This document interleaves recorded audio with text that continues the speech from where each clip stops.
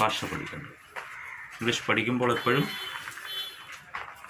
അത് ശ്രദ്ധിച്ച് കേൾക്കുന്ന കാര്യങ്ങൾ മനസ്സിൽ നല്ലതുപോലെ പതിപ്പിച്ച് വളരെ കോൺസെൻട്രേഷനോടുകൂടി ശ്രദ്ധിച്ച് മുന്നോട്ട് പോവുക. ഓക്കെ, ഇതിപ്പോൾ ഞാൻ ഈ ബോർഡിൽ എഴുതുന്ന കാര്യങ്ങളൊക്കെ നിങ്ങൾ നോട്ട് ചെയ്തു.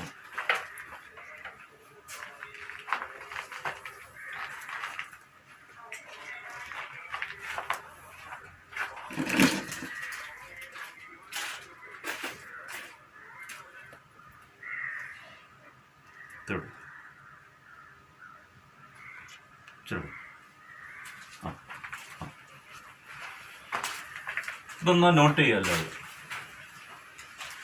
We use words, idioms, phrases, proverbs, quotations, etc. as we speak to exchange our thoughts and feelings with others.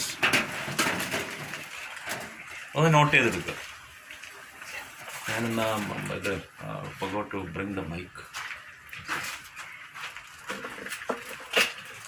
We use words, idioms, phrases, proverbs, quotations, etc. as we speak to exchange our thoughts and feelings with others. എന്തോന്ന് മനസ്സിലായോ? നമ്മൾ മറ്റുള്ളവരോടൊക്കെ സംസാരിക്കുമ്പോൾ എപ്പോഴും നമ്മുടെ ഉള്ളിൽ ഉള്ള ആഗ്രഹങ്ങളും ചിന്തകളും അഭിപ്രായങ്ങളും ഒക്കെ മറ്റുള്ളവരുമായിട്ട് ഓക്കെ അതിലോട്ട് ഞാൻ നോക്കേണ്ട കാര്യമില്ല, ഞാനിതിൽ നോക്കട്ടെ. ഓക്കെ. അപ്പോൾ നമ്മൾ മറ്റുള്ളവരുമായിട്ട് പല കാര്യങ്ങളും ഇങ്ങനെ ഡിസ്കസ് ചെയ്യും. നമ്മുടെ ഉള്ളിലിരിക്കുന്ന ആശയങ്ങളും അവർ ഐഡിയാസ്, അവർ ഫീലിങ്സ്, അവർ തോട്ട്സ് എല്ലാം നമ്മൾ മറ്റുള്ളവരുമായിട്ട് ഷെയർ ചെയ്യുമ്പോൾ നമ്മൾ ഉപയോഗിക്കുന്ന കാര്യങ്ങളെല്ലാം എന്തൊക്കെയാ? Words, idioms, phrases, proverbs, quotations എല്ലാം നോട്ട് ചെയ്തോളാം.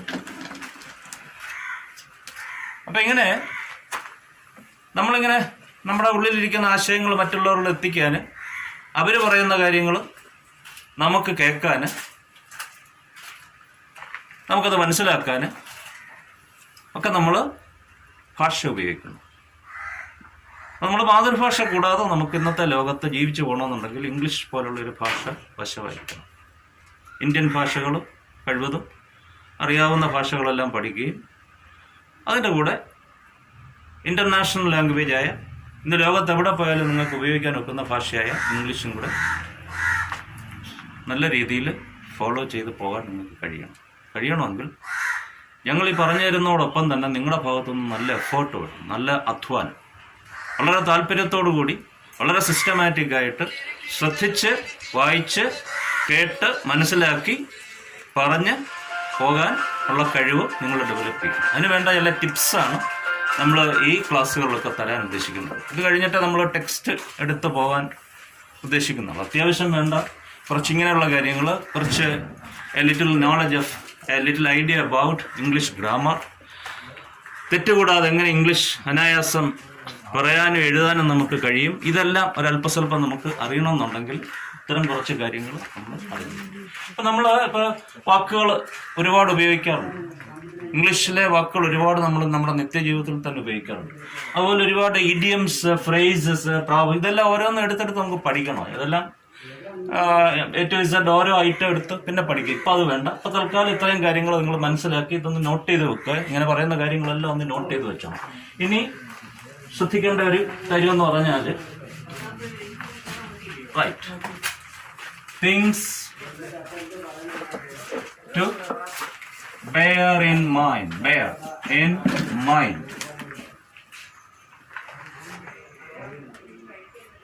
in learning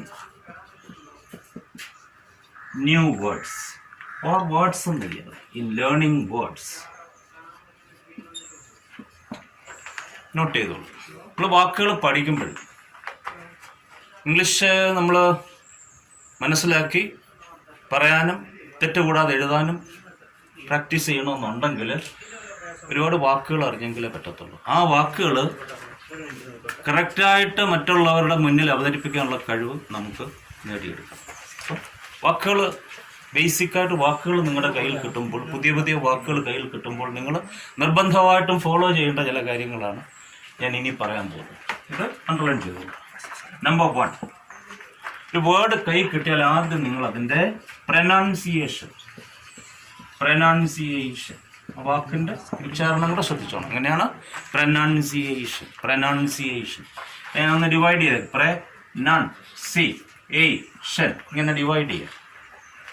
ആ ഡിവിഷൻ അനുസരിച്ച് നിങ്ങളൊന്ന് ജസ്റ്റ് ഒന്ന് മാർക്ക് ചെയ്ത് 1 2 3 4 5. ഈ വാക്കിന് 5 ഭാഗങ്ങളുണ്ട്. 5 ഭാഗങ്ങളെ നമുക്ക് 5 സിലബിൾസ് എന്ന് പറയും. അതൊക്കെ നമുക്ക് അടുത്ത ക്ലാസ്സിലൊക്കെ ആയിട്ട് അല്ലെങ്കിൽ ഇതിനിടയ്ക്കൂടെ ഒക്കെ ഞാൻ സൗകര്യമായിട്ട് പറഞ്ഞു തരാം. അപ്പോൾ ഈ വാക്കിൻ്റെ ഉച്ചാരണം തന്നെ നിങ്ങൾ ആദ്യം പഠിക്കണം. എന്താണ്? പ്രൊനൗൺസിയേഷൻ. ഇത് നൗണാണ്. അതൊക്കെ പിന്നെ എന്താണോ ഏതാണെന്നൊക്കെ പിന്നെ നമുക്ക് പിന്നെ പഠിക്കാം. നൗൺ എന്ന് പറയും. പ്രൊനൗൺസിയേഷൻ. ഒരു വേർഡ് കൈ കിട്ടിയാൽ അതിൻ്റെ ഉച്ചാരണം അറിഞ്ഞിരിക്കണം, നിർബന്ധമാണ്. നമ്പർ 2 അതിൻ്റെ സ്പെല്ലിംഗ് പഠിക്കണം.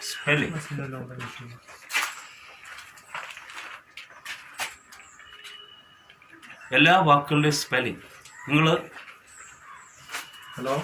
കാണുന്ന, കേൾക്കുന്ന, വായിക്കുന്ന ഏത് വാക്കും each and every word try to learn the spelling. അപ്പം നമ്പർ 2 അത് സ്പെല്ലിംഗ്. നമ്പർ 3 അതിൻ്റെ മീനിങ് അറിഞ്ഞിരിക്കണം, നിർബന്ധമായിട്ടും അറിഞ്ഞിരിക്കണം അതിൻ്റെ അർത്ഥം. ഇത് ഉച്ചാരണം. ആദ്യത്തെ നമ്പർ 1 പ്രൊനൗൺസിയേഷൻ എന്ന് പറയുമ്പോൾ അതിൻ്റെ ഉച്ചാരണം, പ്രൊനൗൺസിയേഷൻ. അതിൻ്റെ സ്പെല്ലിംഗ്, അതുപോലെ അതിൻ്റെ മീനിങ്. നമ്പർ 4 അതിൻ്റെ വേർഡ് ക്ലാസ്. ആ വാക്ക് ഏത് ടൈപ്പ് വാക്കാണ്, അതാണ് നമ്പർ 5 വേർഡ് ക്ലാസ്. അത് നിർബന്ധമായിട്ട് അറിഞ്ഞിരിക്കും. അത് കൂടാതെ ഏറ്റവും പ്രാധാന്യമുള്ളൊരു കാര്യം കൂടാണ് അതിൻ്റെ യൂസേജ്, അതായത് അതിൻ്റെ പ്രയോഗം. യൂസേജ് ബ്രാക്കറ്റ് വേണമെങ്കിൽ അല്ലെ, usage in speech and writing, ഇങ്ങനെ ഇത്രയും കാര്യങ്ങൾ. ഇപ്പോൾ ഒരു വേർഡ് കൈ കിട്ടിയാൽ മനസ്സിൽ സൂക്ഷിക്കേണ്ട 5 കാര്യങ്ങൾ. ആർക്കെങ്കിലും സംശയം ഉണ്ടെങ്കിൽ ചോദിക്കാവുന്നതാണ്. Number 1 pronunciation, number 2 spelling, number 3 meaning, number 4 word class and number 5 usage. ആ യൂസേജ് എന്നുള്ളതിൻ്റെ മലയാളം വേണമെങ്കിൽ അവിടെ എഴുതിയിട്ടുണ്ട്, പ്രയോഗം. അത് സംസാരത്തിലും എഴുതുമ്പോഴും, അതായത് സംസാരിക്കുമ്പോഴും എഴുതുമ്പോഴും ഈ വാക്ക്, നമ്മൾ മനസ്സിലാക്കുന്ന വാക്ക് എങ്ങനെ പ്രയോഗിക്കാം, അതിൻ്റെ പ്രയോഗം. ഇത്രയും കാര്യങ്ങൾ ബേസിക്കായിട്ട് ഫോളോ ചെയ്യേണ്ട കാര്യങ്ങൾ. Then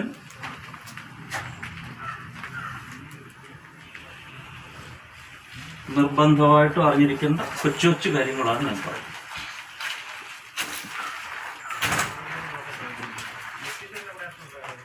There are 26 letters on the alphabet of English. 26 letters on the alphabet.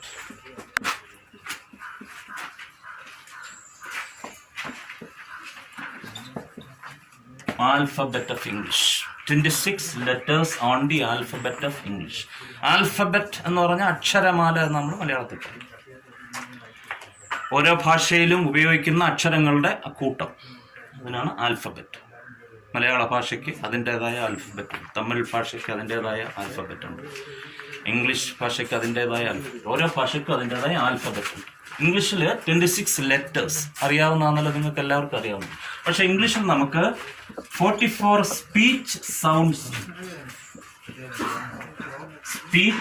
Sounds not ചെയ്തു. തങ്ങളിൽ ഡിഫറൻസ് ഉണ്ട്. ലെറ്റേഴ്സ് നിങ്ങൾക്കറിയാം, സ്മോൾ ലെറ്റേഴ്സും ക്യാപിറ്റൽ ലെറ്റേഴ്സും എല്ലാം രണ്ടും കൂടെ ചേർത്താണ്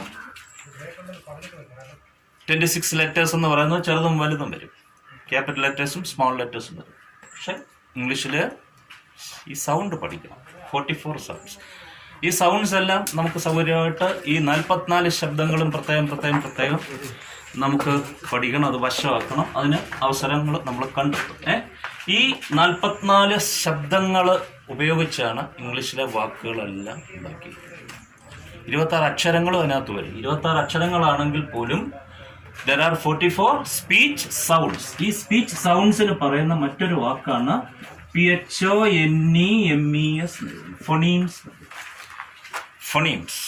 44 speech sounds or phonemes. Phonemes sound ആയിട്ട് ബന്ധപ്പെട്ടാണ് നമ്മൾ പുറപ്പെടുവിക്കുന്ന മനുഷ്യന് നമ്മൾ സംസാരിക്കുമ്പോൾ നമ്മൾ പ്രൊഡ്യൂസ് ചെയ്യുന്ന സൗണ്ടാണ്. ഇംഗ്ലീഷിൽ അത് 44 ക്രമേണ നമുക്ക് പ്രശ്നമാണ്. ഈ സ്പീച്ച് സൗണ്ട്സ് അല്ലെങ്കിൽ ഫൊണീംസ് ചേർത്താണ് നമ്മൾ എന്ത് ചെയ്യുന്നത്? ഫൊണീംസ് PHONEMES ഫൊണീംസ് ചേർത്ത് അതിന്റെ ഹയർ യൂണിറ്റായ ഒരു സാധനമുണ്ട്, സിലബിൾസ്. സിലബിൾസ് ഫൊണീംസ് ചേർത്താണ് സിലബിൾസ് ഉണ്ടാകുന്നത്. ഇനി ആ സിലബിൾസ് ചേർത്താണ് വേർഡ്സ് ഉണ്ടാകുന്നത്. ഇതാണ് അതിന്റെ ഓർഡർ. വേർഡ്സ് ചേർത്താണ് ക്ലോസസ് ആൻഡ് സെന്റൻസസ്. ഇത്രയും കാര്യം കേൾക്കുന്നുണ്ടോ? ഞാൻ ഈ ബോർഡിൽ എഴുതുന്നത് നോട്ട് ചെയ്യുന്നതല്ല, ഞാനിവിടെ പേന കൊണ്ട് ഇത് ബോർഡിൽ എഴുതുന്നതൊക്കെ നിങ്ങൾ എഴുതിയെടുക്കുന്നുണ്ടോ? ഓക്കെ, മനസ്സിലാകുന്നുണ്ടോ? മനസ്സിലാകുന്നുണ്ടല്ലോ. Okay okay, right right right right right.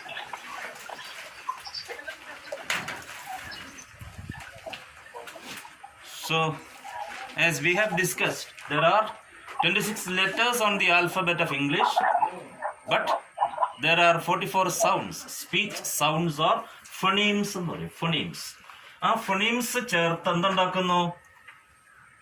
Syllables എന്ന് പറയും. സിലബിൾസ് ചേർത്താണ് വേർഡ്സ് ഉണ്ടാക്കുന്നത്.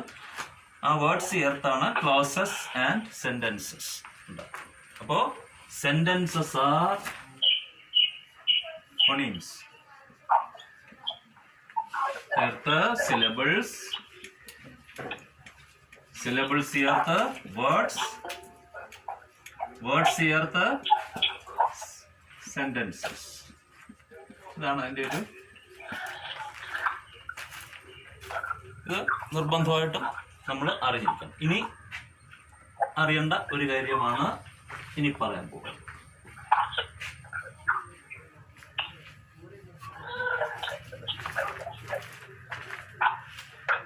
ഇനി പറയുന്ന വേർഡ്സ് ഒക്കെ നിങ്ങളൊന്ന് നോട്ട് ചെയ്തു.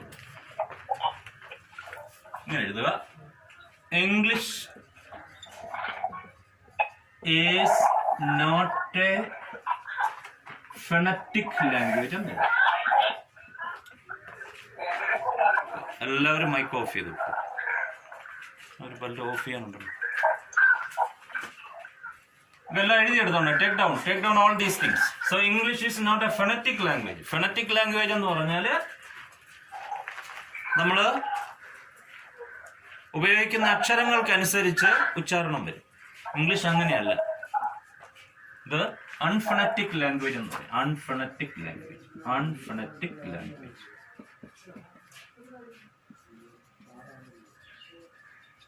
ഇതെന്തുവാന്ന് ചോദിച്ചാൽ അത് മനസ്സിലാക്കാൻ വേണ്ടിയാണ് ഇനി പറയുന്നത് എഴുതുന്നത്. There is no one-to-one correspondence. തെറ്റാതെ എഴുതിയെടുക്കണം. സ്പെല്ലിംഗ് ഒന്നും തെറ്റിക്കരുത് കേട്ടോ. There is no, not അല്ല, there is no one-to-one correspondence between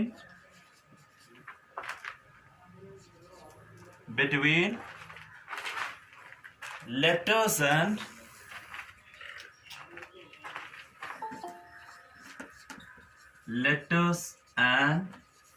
pronunciation.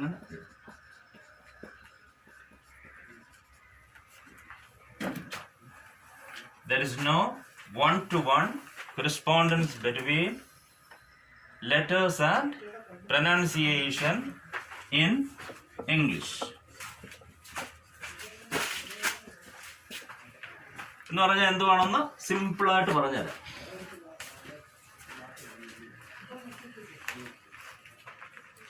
ഒരു ലെറ്ററിന് ഒന്നിലധികം ഉച്ചാരണം വരും.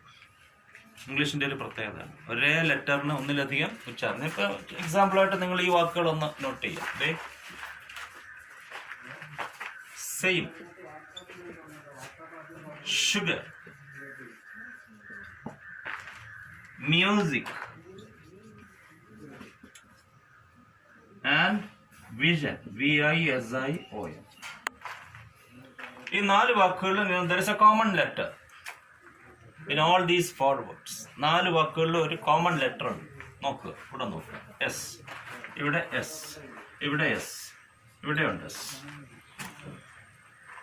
ഇതിലെ S എന്ന് പറയുന്ന ലെറ്റർ ഈ 4 വാക്കിലും 4 രീതിയിലാണ് ഉച്ചരിക്കുന്നത്.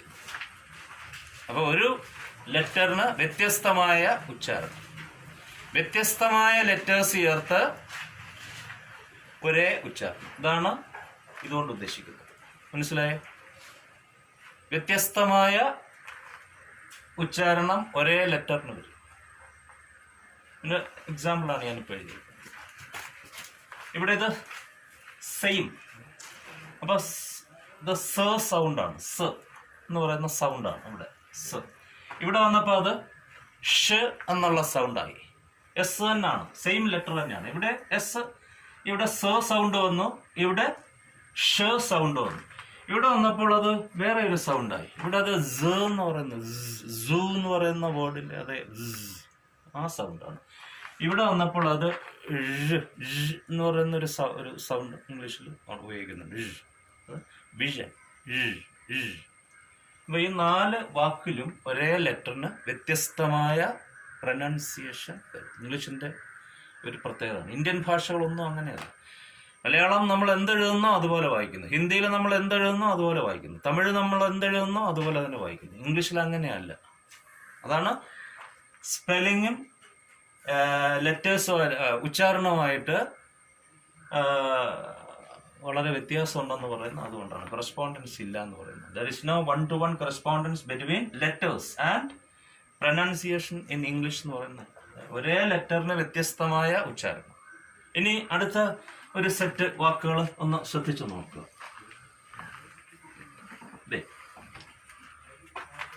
ഈ വേർഡ് ഒന്ന് നോക്കുക. SING സിംഗ്.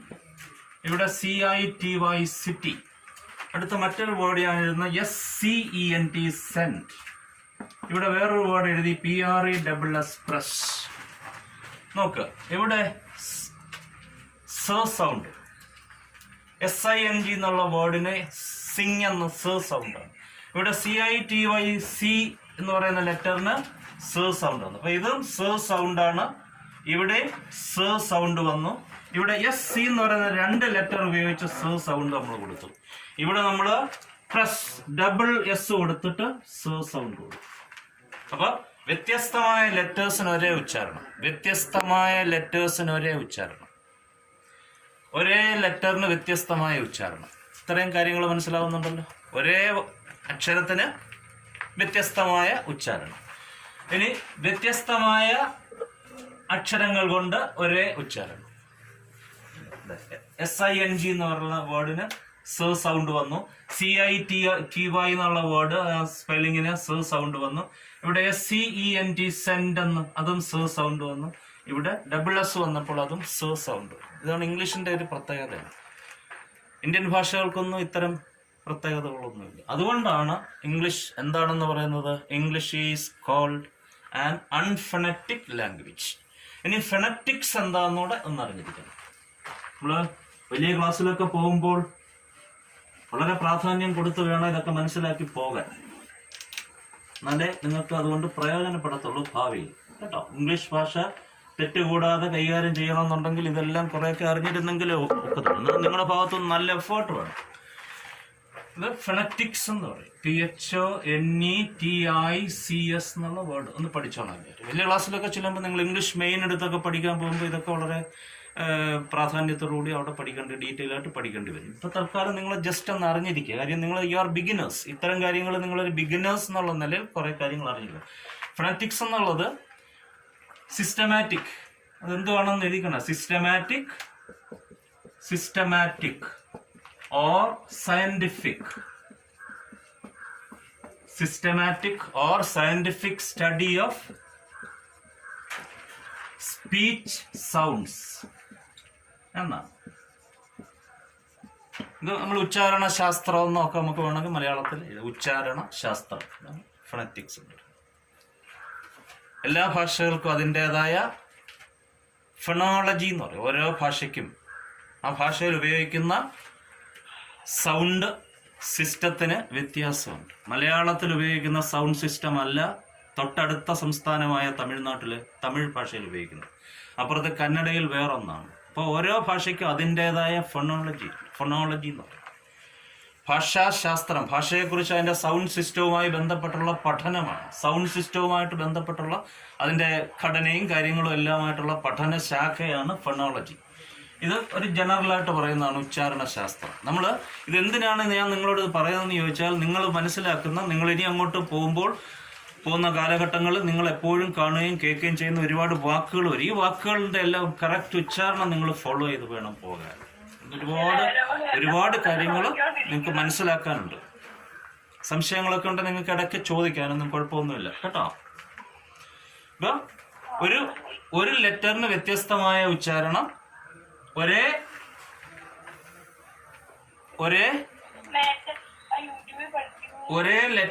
ഒരേ ശബ്ദത്തിന് വേണ്ടി വ്യത്യസ്തമായ ലെറ്റേഴ്സ്. അത് കൂടാതെ ഈ വാക്കുകളൊന്ന് പഠിക്കണം. ഫൊണറ്റിക്സ്, അതാണ് ഞാനിപ്പോൾ പറഞ്ഞത്. Systematic or scientific study of speech sounds. നമ്മൾ പറയുന്ന വാക്കുകളെ കുറിച്ചുള്ള, നമ്മൾ ഉപയോഗിക്കുന്ന വാക്കുകളെ കറക്റ്റായിട്ട് എങ്ങനെ ഉച്ചരിക്കുക, ആ ഉച്ചാരണ ശാസ്ത്രം, അതാണ് ഫൊണറ്റിക്സ് കൊണ്ട് നമ്മൾ വശമാക്കുന്നത്. അതുകൂടെ നമ്മൾ ഒന്ന് അറിഞ്ഞിരിക്കണം. ഇതിന്റെ ഭാഗമായിട്ട് അതുകൂടെ കുറച്ചൊന്ന് അറിഞ്ഞിരിക്കണം. അതെന്താണെന്നൊക്കെ നമുക്ക് പിന്നെ ഡീറ്റെയിൽ ആയിട്ട് പഠിക്കാം. ഇനി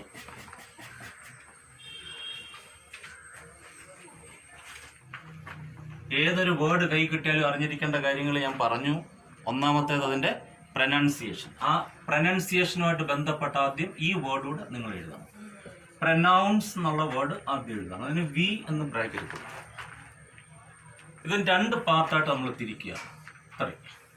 ഇതൊരു പാർട്ട്, ഇതൊരു പാർട്ട്. പക്ഷേ രണ്ട് യൂണിറ്റ് ആണ് ഈ വാക്കിനുള്ളത്. This word has got 2 units. ആ 2 യൂണിറ്റിനെ നമ്മൾ അതിൻ്റെ ഉച്ചാരണത്തിന്റെ ഭാഗമായിട്ട് അതിൽ വിന്യസിച്ചിരിക്കുന്ന ശബ്ദങ്ങൾ എന്തൊക്കെയാണോ അതിനനുസരിച്ചാണ് നമ്മൾ ഡിവൈഡ് ചെയ്തേക്കുന്നത്. എന്നിട്ട് നിങ്ങൾ ചെയ്യേണ്ടത്, ഇതിപ്പോ ഇങ്ങനെ മാർക്ക് ചെയ്തിട്ട് ഈ മാർക്ക് ചെയ്ത ഭാഗം ഒന്നിച്ചുച്ചരിക്കും. PRO ഒറ്റ സ്ട്രെച്ചിന് ഉച്ചരിക്കണം. അപ്പം അതിൻ്റെ ഉച്ചാരണം പ്രെ. അടുത്തത് നൗൺസ്, പ്രനൗൺസ്. ഇനി അടുത്തത് ഇതിന്റെ നൗൺ ഫോം ആണ് ഞാൻ എഴുതുന്നത്. PRONUNCIATION. അത് ഞാൻ മുമ്പ് എഴുതിയ കൂട്ടത്തിൽ ഡിവൈഡ് ചെയ്ത് കാണിച്ചു. പ്രെ, നൺ, സി, എ, ഷൻ. അപ്പോൾ 1 2 3 4 5 ഇത് നൗണാണ്. മുമ്പ് ഞാൻ പറഞ്ഞു തന്നാണ്. അപ്പൊ ഇതിന്റെ അർത്ഥം ഉച്ചരിക്കുക, ക്രിയാപദമാണ്. ഉച്ചരിക്കുക. അത് നൗൺ ആയപ്പോൾ അത് pronunciation is A syllable is A unit of speech sound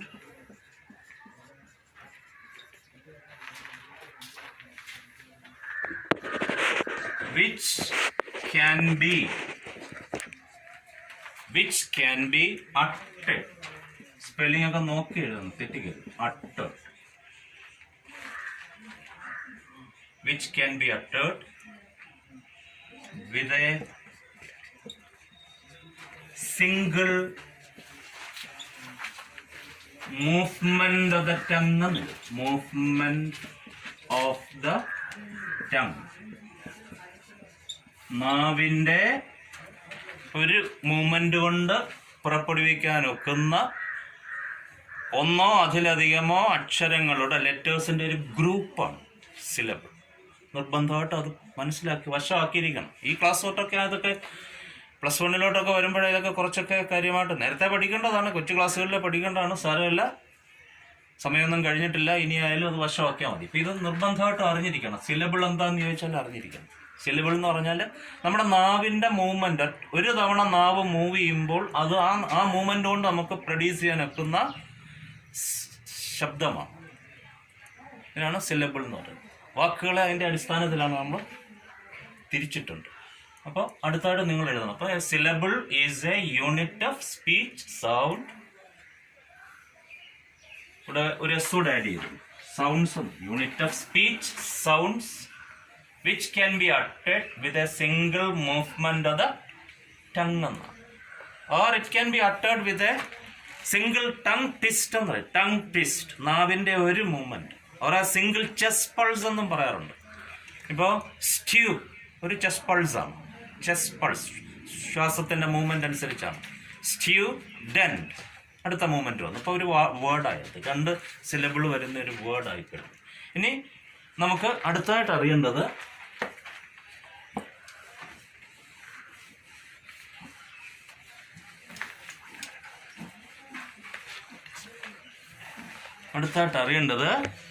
വാക്കുകൾക്കകത്ത് വരുന്ന സിലബിൾസിന്റെ എണ്ണം അനുസരിച്ച് അതിങ്ങനെ നിങ്ങൾക്ക് എഴുതാം. Based on the number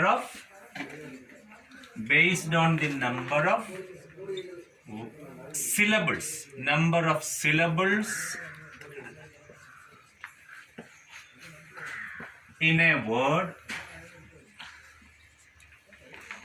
based on the number of syllables in a word,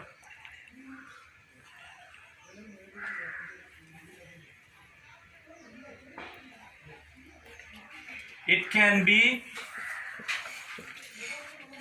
be divided into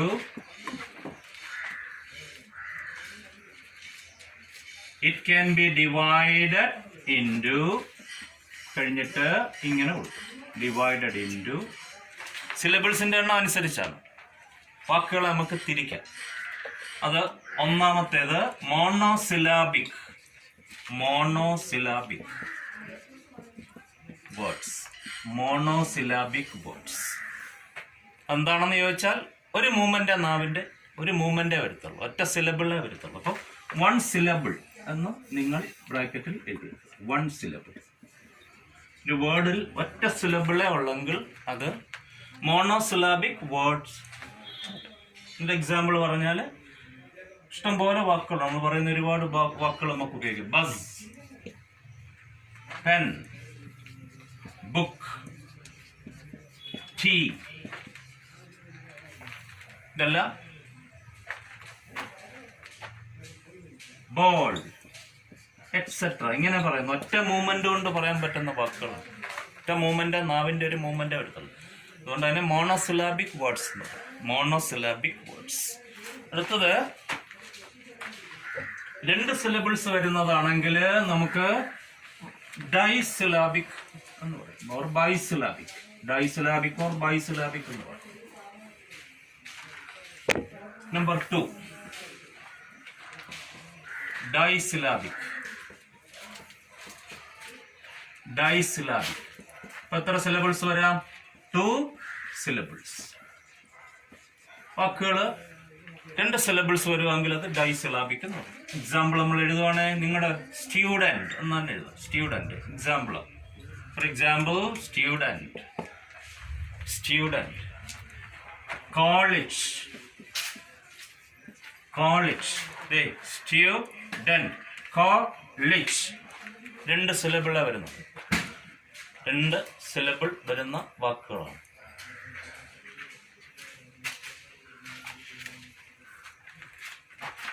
captain, CAPTAIN, captain. Doctor, etcetera. ഇഷ്ടംപോലെ വാക്കുകളുണ്ട്. 10,000-കണക്കിന് വാക്കുകൾ 2 syllables മാത്രം വരുന്ന വാക്കുകൾ. 2 syllables number of syllables. Number 2 only. അടുത്തതായിട്ട് നമുക്ക് ട്രൈസിലാബിക് എന്ന് പറയും. ഇപ്പൊ എന്താണെന്ന് നിങ്ങൾക്ക് മനസ്സിലായി കാണും ഒരു പക്ഷേ. അത് ട്രൈസിലാബിക് എന്ന് പറയുമ്പോൾ 3 syllables. TRISYLLABIC. ട്രൈസിലാബിക്. 3 syllables. 3 syllables വരുന്ന വാക്കുകളാണ്. ഒരു എക്സാമ്പിൾ പറഞ്ഞാൽ ബ്യൂട്ടിഫുൾ.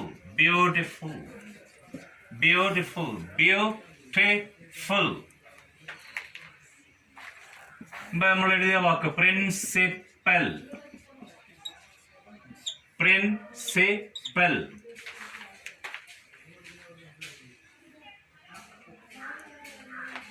Lawlessness.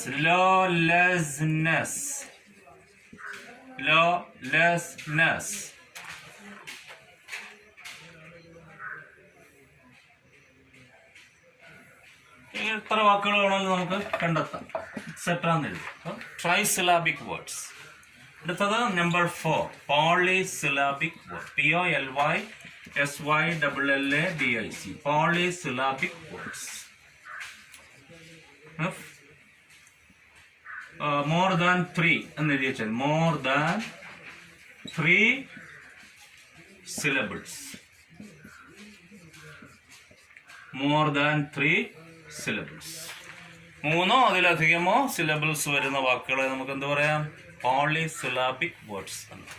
നമുക്ക് എക്സാമ്പിളായിട്ട് ഒരുപാട് വാക്കുകളുണ്ട്.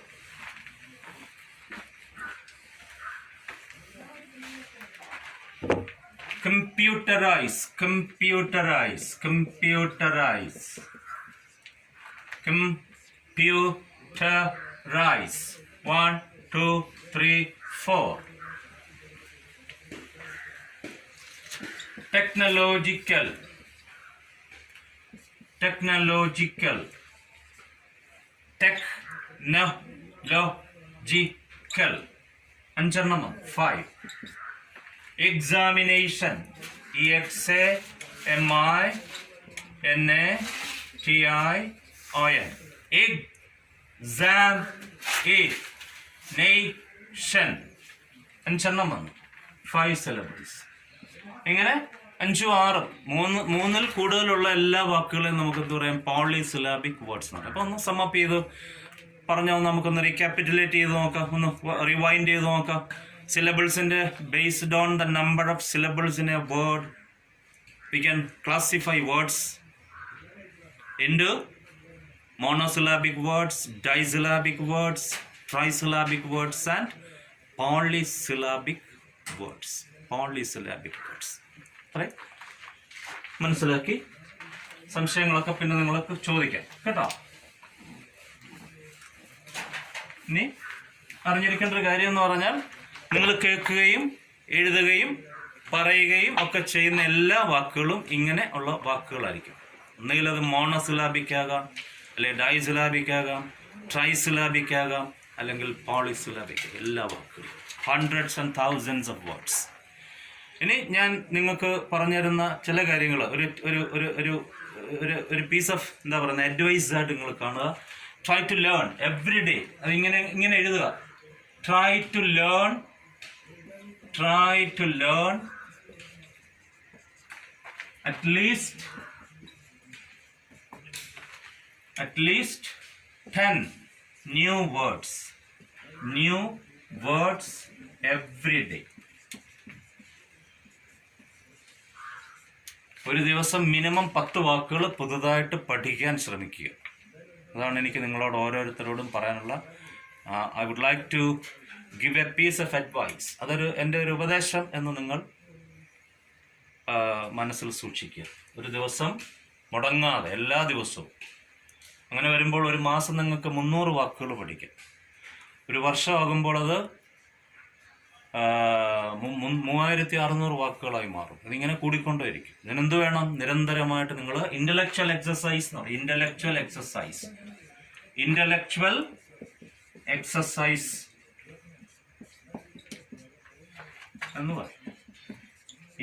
എക്സസൈസിൽ മുഴുകുക. വേണമെങ്കിൽ നിങ്ങൾ എഴുതിയിട്ടുണ്ടോ? ഇന്റലക്ച്വൽ എക്സസൈസ് എന്തൊക്കെ? അതൊക്കെ reading 1, writing 2, thinking 3, discussing or discussion, debates എല്ലാം വരും കേട്ടോ. Discussion, debate etc. Then listening to news programs,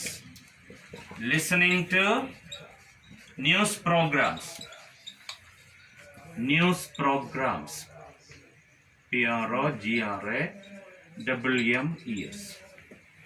TV programs ഒക്കെ ശ്രദ്ധിക്കുക. നല്ല programs. Commentary, cricket commentary, football commentary ഒക്കെ ട്രൈ ടു ലിസൺ. അതൊക്കെ ശ്രദ്ധിച്ച് കേൾക്കുക. അതുപോലെ ഇതുണ്ട് കാർട്ടൂൺ ഫിലിംസ് ഒക്കെ. ഹോളിവുഡ് മൂവീസ് ഉണ്ട്, കാർട്ടൂൺ ഫിലിംസ് ഉണ്ട്. അതിനൊക്കെ സമയം കണ്ടെത്തുക. കുറേശ്ശെ സമയം അതിനൊക്കെ നിങ്ങൾ കണ്ടെത്തിക്കോളൂ. കണ്ടെത്തുന്ന കൂട്ടത്തിൽ പുതിയ 10 വാക്കുകൾ. Try to learn at least 10 new words every day. മറന്നു പോകരുത്.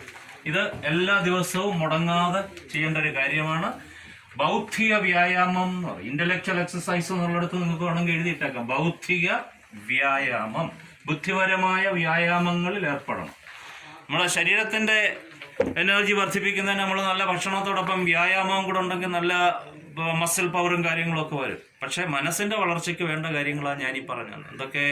വായനയും അതുപോലെ ചിന്തിക്കുകയും മറ്റുള്ളവരുമായിട്ട് വല്ലൊക്കെ ആശയവിനിമയം നടത്തുകയും കൂട്ടത്തിലൊക്കെ കിട്ടുന്ന വാക്കുകളെല്ലാം നോട്ട് ചെയ്തിടുക. ഇനി വാക്കുകൾ കിട്ടുമ്പോൾ ആ വേർഡ് മാത്രമായിട്ട് പഠിക്കാതിരിക്കാൻ ശ്രമിക്കുക.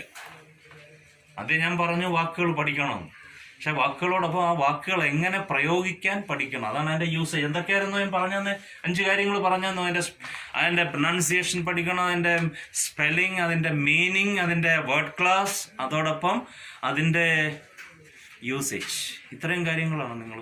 അപ്പോൾ അതിനെന്ത് വേണം? ദിവസവും നിങ്ങളൊരു ഹാബിറ്റായിട്ട് ഡെവലപ്പ് ചെയ്യണം. All of you have to develop that into a habit. എന്താണ്? Reading the newspaper. Reading അത് നിങ്ങളുടെ വൊക്കാബുലറി വർദ്ധിപ്പിക്കും. ന്യൂസ് പേപ്പർ റീഡിങ്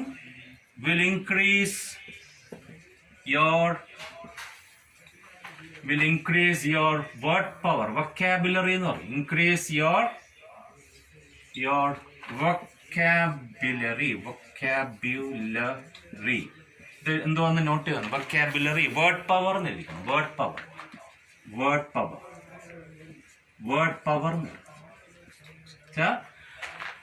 വാക്കുകൾ ഉപയോഗിക്കാനും മനസ്സിലാക്കാനും അത് പ്രയോഗിക്കാനും അത് ഫലപ്രദമായ ഉദ്ദേശിച്ച രീതിയിൽ നമുക്കത് പ്രയോഗിക്കാനുള്ള നമ്മുടെ കഴിവ്, അതാണ് വേർഡ് പവർ. മലയാളത്തിൽ പറഞ്ഞ പദസമ്പത്ത് എന്ന് പറയും. അതാണ് വൊക്കാബുലറി.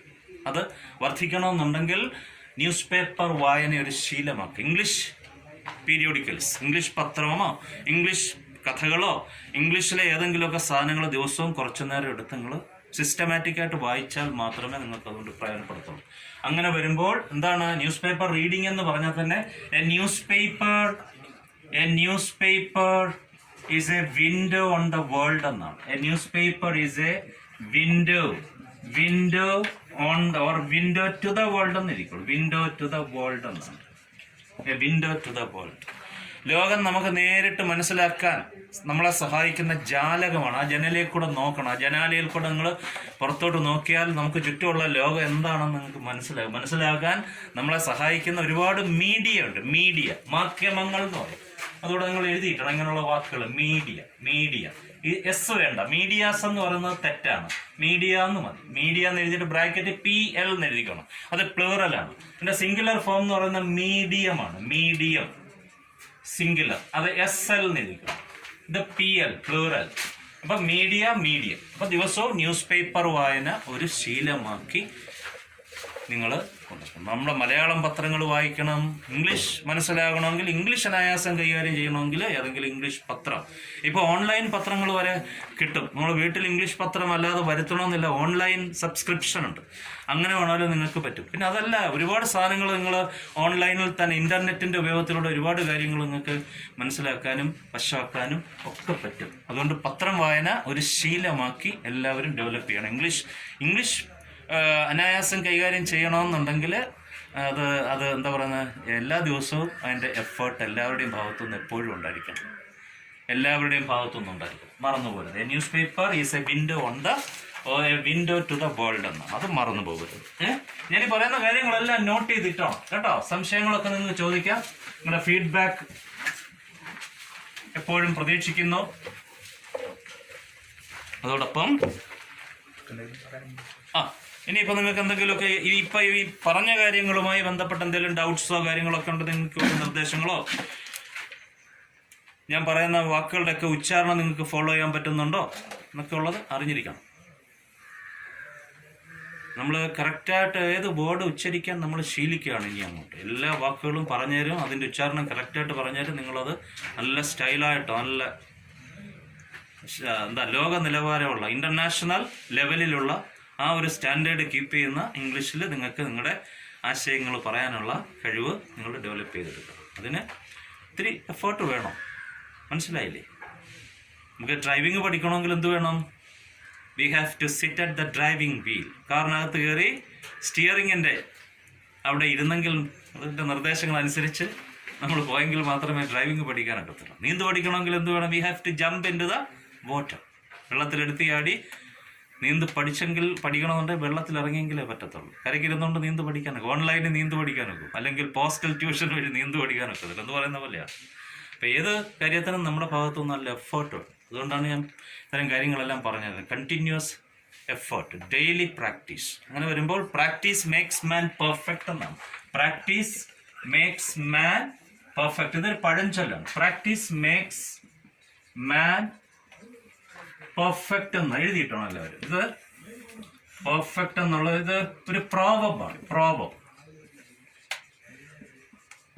എന്താണ് പ്രോവബ് എന്ന് ചോദിച്ചാൽ പഴഞ്ചൊല്ലെന്ന് വേണമെങ്കിൽ മലയാളം എഴുതിയിട്ടിട്ട് അത് എന്ത് വേണമെന്ന് എഴുതി നോട്ട് ചെയ്തോണം. എല്ലാവർക്കും നോട്ട് ചെയ്യാം. പ്രോവബ് എന്താണ്? A proverb is an old comma കൊടുത്തിട്ട് wise saying.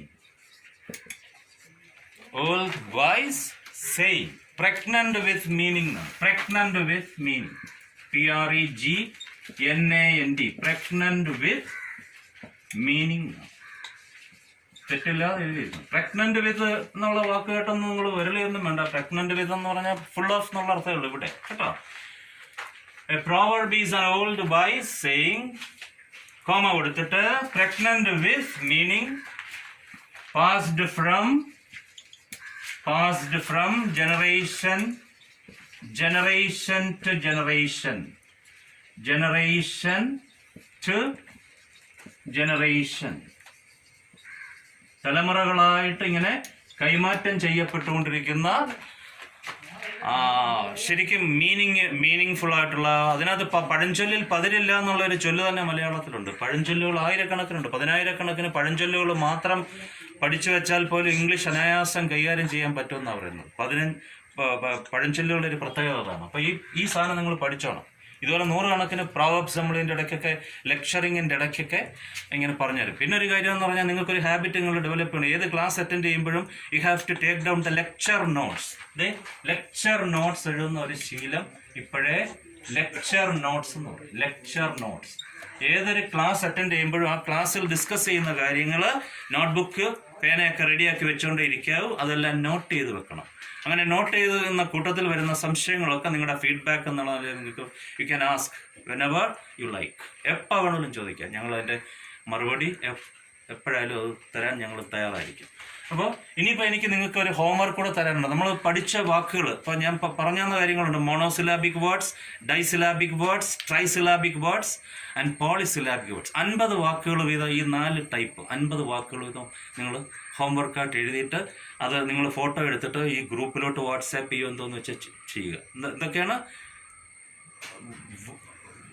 മോണോസിലാബിക് വേർഡ്സ്. 50 എന്നുവെച്ചാൽ ഒരു ഉച്ചാരണത്തിൽ ഒരു സിലബിളേ വരത്തുള്ളൂ. Only 1 syllable. അത്തരം വാക്കുകൾ 50 ഡൈസിലാബിക് words 50, ട്രൈസിലാബിക് words 50 and polysyllabic words 50 എഴുതിയിട്ട് സിലബിൾസ് വരച്ചിട്ട് 1, 2, 3 എന്ന്, അല്ലെ 1 ഉള്ളെങ്കിൽ 1, 2 സിലബിളുള്ള വാക്കുകളാണെങ്കിൽ 1, 2 എന്ന് അണ്ടർലൈൻ ചെയ്തിട്ട് ആ 1, 2 കറക്റ്റ് ഉച്ചാരണം എവിടെയാണോ കറക്റ്റായിട്ട് ആ സിലബിൾ തുടങ്ങുന്നത് അവസാനിക്കുന്നത് അതിനനുസരിച്ച് നമ്പർ ഇട്ട് എഴുതി വെക്കാമെങ്കിൽ നല്ലതാണ്. ഇങ്ങനെ ദിവസവും നല്ലപോലെ പഠിച്ച് മുന്നോട്ട് പോകാമെങ്കിൽ മാത്രമേ കൂടുതൽ നമുക്ക് പറ്റും. ഇനി ഇത് കൂടാതെ ഗ്രാമറിൻ്റെ ഓരോ ഐറ്റംസ്, ഓരോ ടോപ്പിക്കുകളും നമുക്ക് അടുത്ത ക്ലാസ്സുകളിലൊക്കെ എടുക്കാം.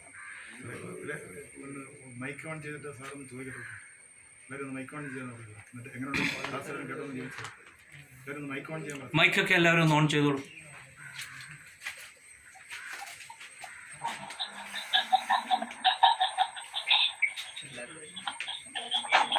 എല്ലാവരും കൂടെ ഫോൺ ചെയ്ത് ആരെങ്കിലും ഒരാൾ ചോദിക്കുക കേട്ടോ. ആരെങ്കിലും ഒരാൾ ചോദിക്കുക. ഇപ്പൊ പറഞ്ഞാലോ മനസ്സിലായോ? Could you understand? Could you follow me?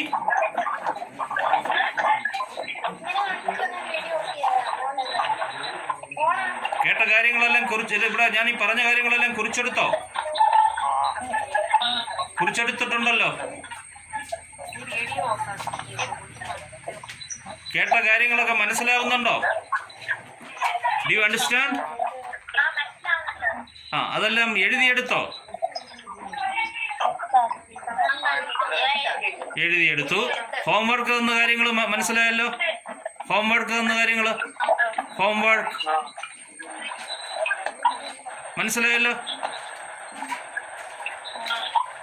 Yes. Okay, thank you. See U.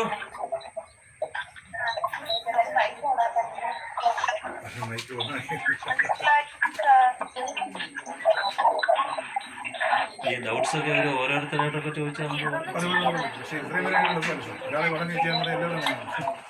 ഒരു പേര് ഏതെങ്കിലും ഒരു പേര് പറഞ്ഞിട്ട് ആ പേരുകാരി അങ്ങനെ പറഞ്ഞിട്ട് ഇവിടുത്തെ ഒരു പേരെന്ന് പറഞ്ഞിട്ടേ ആ പേരിലുള്ള ആൾ മൈക്ക് ഓൺ ആക്കിയിട്ട് ഇപ്പോൾ ബാക്കിയുള്ളവർ കേൾക്കാൻ മതി. അങ്ങോട്ട് ശ്രദ്ധിച്ചാക്കിയത് രാഹുൽ ചന്ദ്രൻ കേൾക്കുന്നുണ്ടോ? രാഹുൽ ചന്ദ്രൻ. രാഹുൽ ചന്ദ്രന് ഇങ്ങോട്ട് ഒരു ഫീഡ്ബാക്ക് തരാം. ഇപ്പൊ പറഞ്ഞ കാര്യങ്ങളെല്ലാം മനസ്സിലായോ? രാഹുൽ ചന്ദ്രൻ മനസ്സിലായി? കേട്ടോ? അതെല്ലാം നോട്ട് ചെയ്തോ? എല്ലാം നോട്ട് ചെയ്തിട്ടുണ്ടല്ലോ. ആ, അടുത്തൊരാളിനോട് ഞാൻ ചോദിക്കുകയാണ്. ആരാത്? അനഘ. അനഘ കേൾക്കുന്നുണ്ടോ? ആ, അനഘയെ പറഞ്ഞതെല്ലാം മനസ്സിലായോ? മനസ്സിലായത് അതെല്ലാം നോട്ട് ചെയ്തിട്ടുണ്ടല്ലോ. Okay okay okay.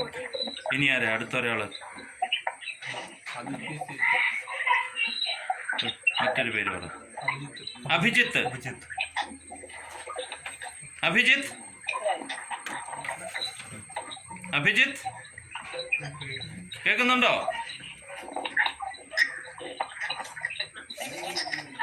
അഭിജിത്തെ കേൾക്കുന്നുണ്ടോ? കേൾക്കുന്നുണ്ടോന്ന് വ്യക്തമല്ല. സ്നേഹ. സ്നേഹ. സ്നേഹ കേൾക്കുന്നുണ്ടോ?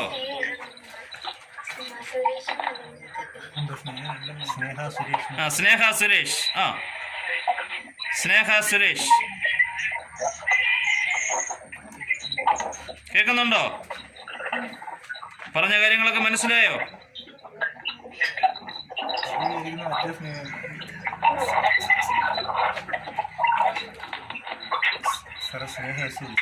സ്നേഹ യെസ്. സ്നേഹ യെസ്. കേൾക്കുന്നില്ല. മനസ്സിലാവുന്നുണ്ടോ? ഈ പറഞ്ഞെല്ലാം കേൾക്കുന്നുണ്ടായിരുന്നല്ലോ.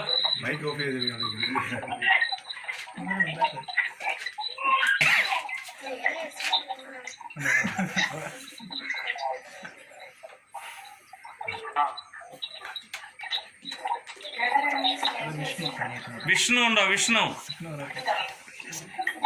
ആ, പടിഞ്ഞാറ്റമ്പൂരിലെ ഒന്ന് വരുന്ന ആളാണ് സ്നേഹ.